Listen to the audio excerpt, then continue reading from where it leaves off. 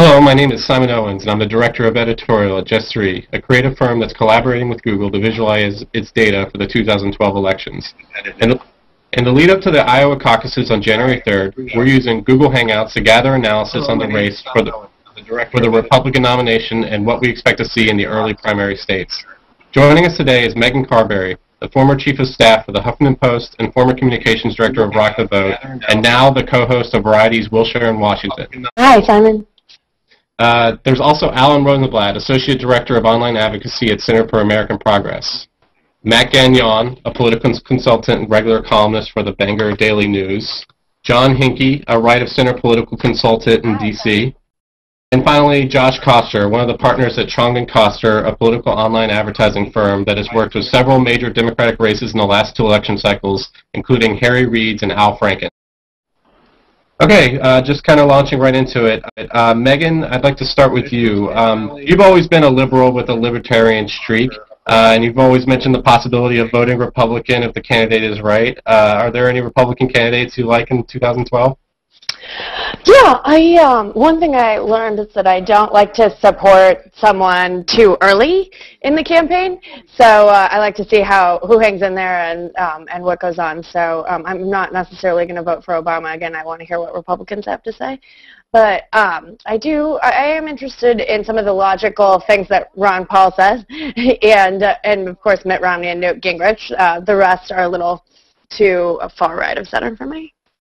How much do you think that the recent newsletter controversy with Ron Paul is going to affect him going in? Have you been watching that at all?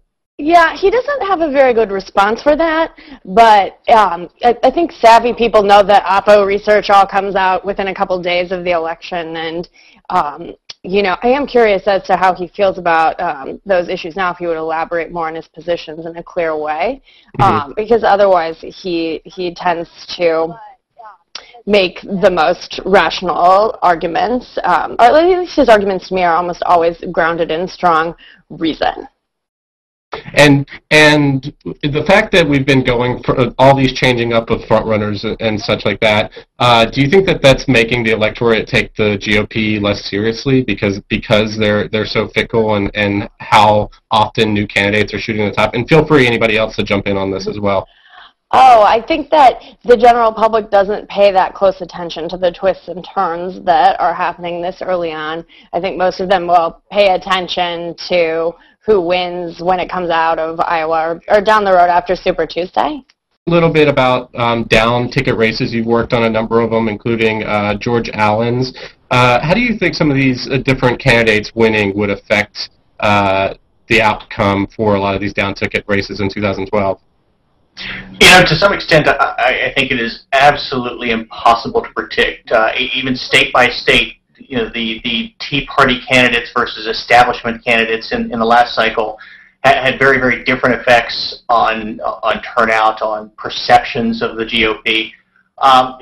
There's certainly going to be some blowback against the GOP if the nominee is Romney, but I think the thing that people aren't emphasizing when they talk about the potential blowback, the alienation of many people if it's somebody like Romney, is that I think this is probably true for every candidate. Gingrich alienates some people because of the polarization. Ron Paul certainly alienates a great many people because of some of his history and also some of his foreign policy views in particular. It's very difficult to think of any GOP candidate who's not going to alienate somebody. I don't think there's enough information yet to know how far down ticket that's going to travel. Matt, I remember you were kind of a long-term, or at least a long time ago, you were a supporter of Romney. Do you still like him, and what are your thoughts on what Hinkey's saying? Well, I mean, in terms of the field that is currently constituted, I suppose I'm going to have to go with Romney on this one. I've been pretty tepid about him overall throughout the whole race. But, you know, as of right now, he's clearly the only option that I'm comfortable with in terms of running the general election. And as to what Hinkey's saying, I think that he's completely right about the fact that any of the candidates that were to win the nomination would have some sort of, you know, concern down ballot. But what people, I think, forget is that in a presidential re-election campaign like this, the race is really about the president. And everybody's talking about the enthusiasm gap if Romney gets it or if Gingrich gets it or anybody else. and how Republicans will stay home because they just won't be excited about their nominee. What they're forgetting is that the excitement in a re-election campaign like this is whether or not the Republicans want to come out to defeat the incumbent, and that's going to be pretty consistent no matter who the nominee is. So I think that's where the enthusiasm is going to come from, and Romney, Gingrich, Paul, Bachmann, anybody really, I think would have more or less similar groupings of enthusiasm across the spectrum. Now they're going to be different with different groups. Obviously, Romney will probably be a little weaker in the South and things like that, but overall, I think it's going to be something that has been oversold a little bit. Can I add one more point to that? A lot of it is not just this generic enthusiasm. As Matt pointed out, he's exactly right. The enthusiasm is going to be against Democrats rather than for any particular candidate, but the turnout is also going to be affected very heavily by the quality of the field operation. The RNC's field operations, my understanding is that it has declined in some recent years. So if the candidate is somebody like Romney or somebody who has a very effective field operation already themselves, that's going to help the GOP an awful lot in the long run because the quality of the field operation is tremendously important in turnout. That's what we saw a real problem in 2008, where McCain just didn't have that field operation in place.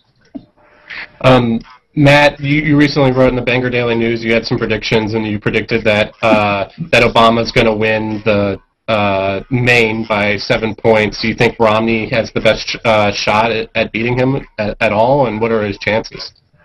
In the Northeast and Maine specifically, you mean? Or in general? Yes, in Maine. Well, yeah, in Maine, he's the only one that I could see even competing. The other ones they have a variety of problems that will hamstring them with the voters in that state, and in New England in general. I mean, it's a very different region of the country than the South or the Midwest. I think that in the end, it's possible. States like Maine, I think New Hampshire actually will probably end up going with Romney. I mean, that's silly to say a year out, but if I had to put my finger in the air and kind of guess, I think that's what would end up happening. But Maine will probably fall about 5 or 6 points short. They're usually a little bit behind New Hampshire in terms of the conservative trend. And for the rest of New England, obviously, I think it's going to stay pretty blue. Romney's the only one that I could see even competing, though. Other than that, I think that you're going to have candidates, if it was Gingrich or Bachmann or anyone else, you're going to have candidates that don't even compete in most of the Northeast states. Okay, Josh Custer, I wanted to turn to you. As someone who specializes in online advertising, what are you seeing in this race, especially in online advertising? Are you seeing anything really innovative, or do you think it's too early for a lot of the candidates to really seriously invest in online advertising? What are some of the trends you've been seeing, particularly on the Republican side? Well, so it's a little hard to say on the Republican side because I'm not on the ground in Iowa and New Hampshire, and the sort of highly targeted nature of the advertising makes it less easy to see what's going on from the outside. But what has been interesting is the extent to which those who have maintained sizable leads or whose leads have continued to grow have been those who have invested. And by that I mean I know Romney for a fact, and I'm pretty sure Ron Paul has heavily invested in the medium. And I think it's interesting that both of them have sort of seen, I wouldn't say Romney's had steady gains throughout the entire election, but he hasn't hemorrhaged the way the rest of the field has, his support. And Ron Paul's been that sort of little engine that could, I guess.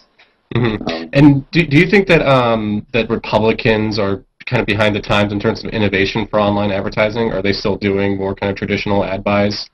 A couple of years ago, I would say that was true. After getting whomped in 2008, I think they caught up. And I think that typically happens after a bad loss. The other party sort of prioritizes fixing what were the perceived reasons that they lost. And after the 2008 election, I think one of the perceived reasons was the Democratic digital infrastructure that was just simply better. But I'd say by the end of 2012, that had been neutralized. It was evened out. And I would say we remain in a state where both parties are doing similarly good jobs online now.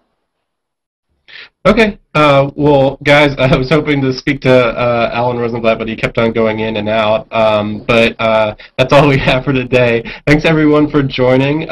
Be sure to tune in to the Google.com elections for Google's in-depth data analysis of the 2012 race. And thank you so much.